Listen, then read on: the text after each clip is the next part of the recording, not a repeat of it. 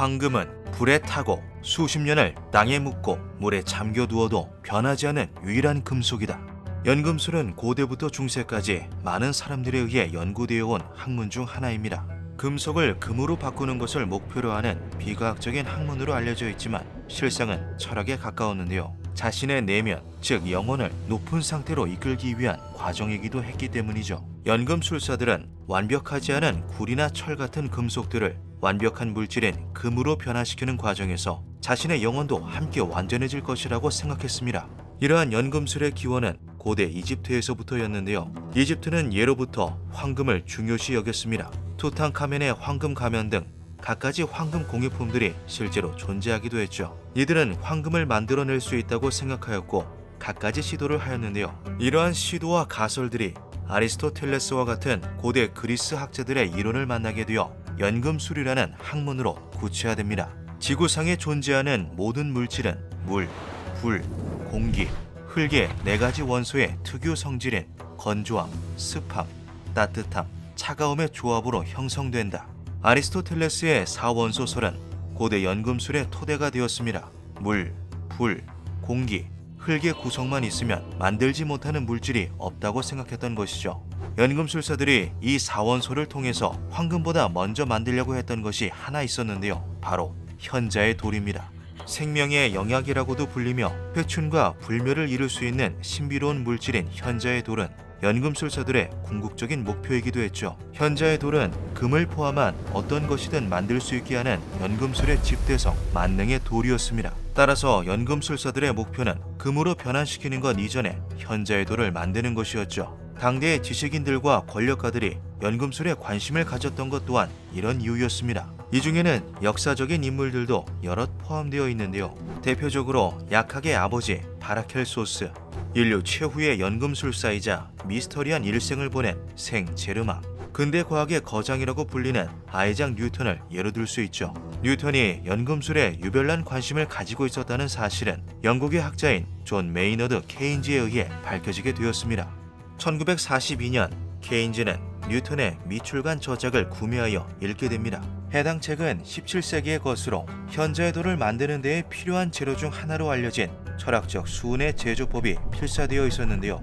놀랍게도 제조법이 적혀있는 페이지 뒷면에는 뉴턴이 직접 기록한 수은을 이용한 연금술의 실험 과정이 적혀 있었죠. 이것은 아이작 뉴턴이 현자의 돌 제조법을 연구했다는 것을 증명하는 실질적인 문서였습니다.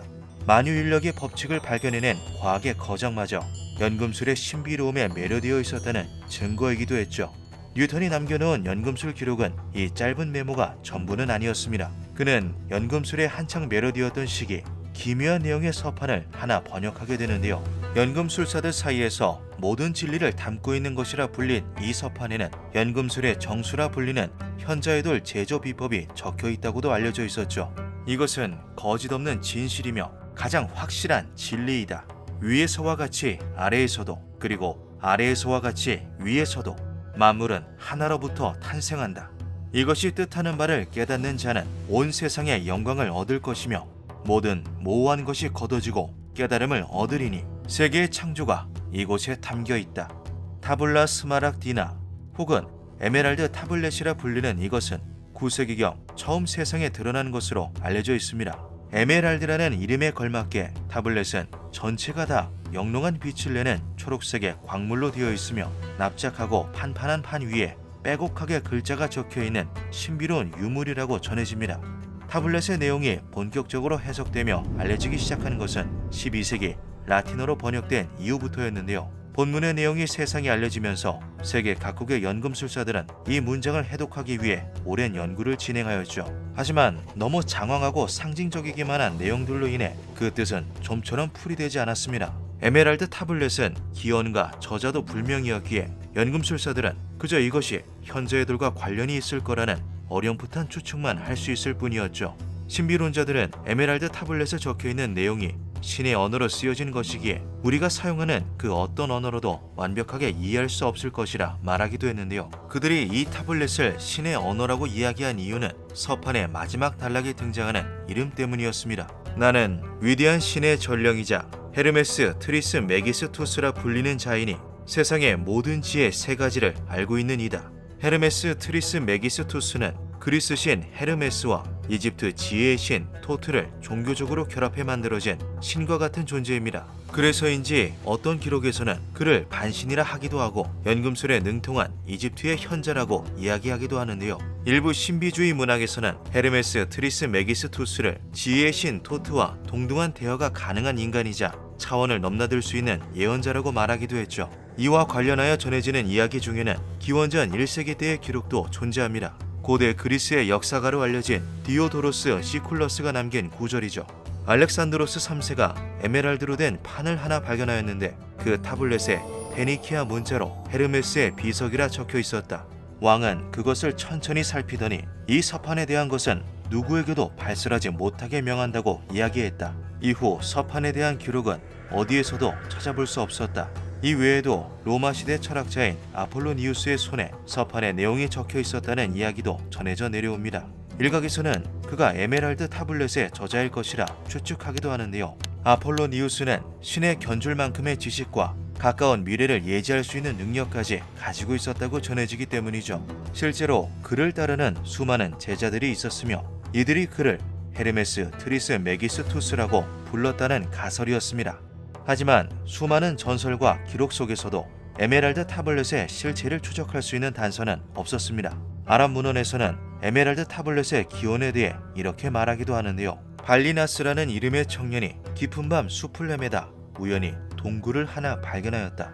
동굴 안쪽에서는 묘한 녹색 빛이 계속해서 반짝이고 있었는데 그곳에는 녹빛의 타블렛을 안고 있는 헤르메스가 있었다. 발리나스는 그가 들고 있는 석판을 재빠르게 살폈는데 거기에는 고대 시리아어로 된 문구가 적혀 있었다. 발리나스는 그것을 잊지 않기 위해 집으로 돌아와 빠르게 옮겨 적어두었고 이것은 훗날 에메랄드 타블렛이 되었다. 일부는 이 기록을 토대로 에메랄드 타블렛은 애초부터 실체가 존재하지 않는 신화를 기반으로 두고 있는 것이라 주장하였습니다. 그 내용이라고 전해지던 것들은 많은 사람들의 손을 옮겨가며 좀 더 신비롭게 변형되어 온 이야기라는 것이죠. 연금술에 모든 진리가 들어있다는 에메랄드 타블렛에 대한 진실은 아직까지 밝혀지지 않고 있습니다. 아랍의 연금술 시작점과 맞닿아 있다는 견해부터 파라오 시대 이전 이집트에서 만들어졌을 것이라는 이야기 혹은 노아의 홍수 이전부터 존재했을 것이라는 이야기 등 다양한 의견이 존재하죠.